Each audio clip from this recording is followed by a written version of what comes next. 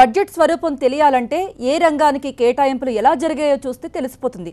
మరి జైట్లీ బడ్జెట్లో ఏ రంగాలకు అత్యంత ప్రాధాన్యత లభించింది, వ్యవసాయం నుండి సంక్షేమం వరకు ఏ రంగాలకు ఎంతెంత కేటాయింపులు జరిగాయి అన్న అంశాలను ఇప్పుడు సత్య అందిస్తారు.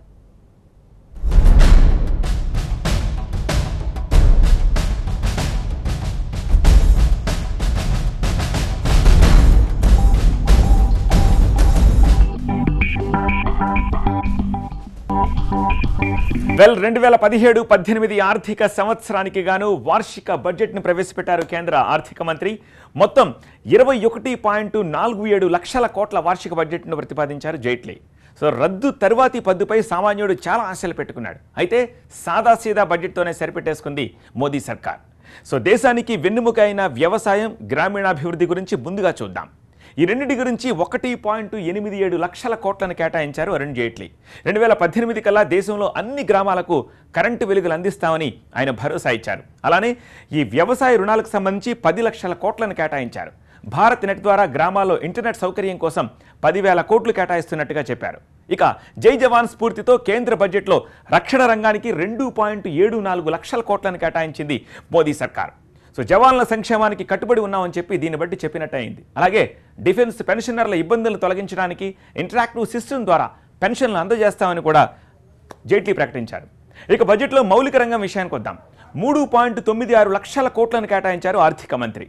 సో 20,000 మెగావాట్ల సోలార్ పవర్ ప్రాజెక్టులను ఏర్పాటు చేస్తున్నట్టుగా ప్రకటించారు. దీంతోపాటు ఒడిశా, రాజస్థాన్లలో ముడి చమురు నిల్వ కేంద్రాలు కూడా ఏర్పాటు చేస్తా ఉన్నారు. ప్రధానమంత్రి గ్రామీణ సడక్ యోజన కింద నిత్యం 133 కిలోమీటర్ల రోడ్డు మార్గాన్ని నిర్మిస్తామని ప్రకటించారు జైట్లీ.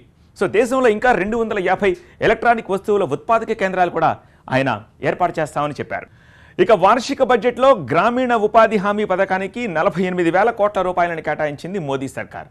ఉపాధి హామీ పథకంలో మహిళల ప్రాతినిధ్యం ఈసారి పెంచుతామని చెప్పి జైట్లీ చెప్పారు. సో గ్రామాల్లో 100 రోజుల కనీస ఉపాధికి ఆయన హామీ ఇచ్చారు. ఇక గృహ నిర్మాణ రంగం విషయానికి వద్దాము. గృహ నిర్మాణ రంగానికి జైట్లీ పద్దులో 20,000 కోట్లను కేటాయించారు. సో 2019 నాటికి పేదలకు 1 కోటి ఇళ్లు నిర్మించాలి. సో హౌసింగ్ ఫర్ ఆల్ అనే హామీకి కట్టుబడి ఉన్నామన్నారు ఆర్థిక మంత్రి. ఇక సోషల్ వెల్ఫేర్ విషయానికి వద్దాం. సాంఘిక సంక్షేమానికి అత్యంత ప్రాధాన్యత ఇస్తామన్నారు జైట్లీ. సోషల్ వెల్ఫేర్కి 2017 బడ్జెట్లో 1.84 లక్షల కోట్లను కేటాయించారు.